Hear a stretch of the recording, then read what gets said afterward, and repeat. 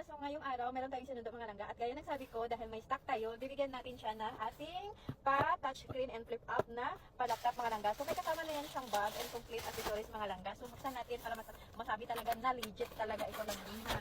So ito ang laman ng kanyang pa-laptop dahil ang gusto niya ay color pink. So ibibigay natin sa kanya. So ito na, i-check natin kung yan talaga. Ano ang laman niyan, i-explore mo kung ano ang laman niya para masabi talaga nila kung legit talaga. So meron siyang pa-headset. And then meron pa yung isang headset. Tapos, mouse niya. And of course, ang charger. Kailangan talaga yung charger mga langga dahil hindi mo gana. At sa kanya, anong kulay yan? Pink color. So, buksan mo nga yung laptop. Hindi ko na-pick up talaga yan. Hindi ko alam kung naka-charge yan. Pero na-try naman namin yan mga langga.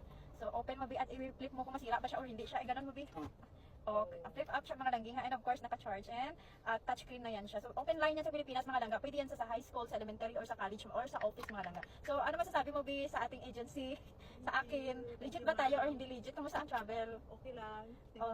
Okay lang kahit ano, natagalan sa airport, pero hindi naman siya as in natagalan mga langga, one day lang siya, no. So legit tayo okay ang access. So legit ba Yes. okay, yun lang, salamat.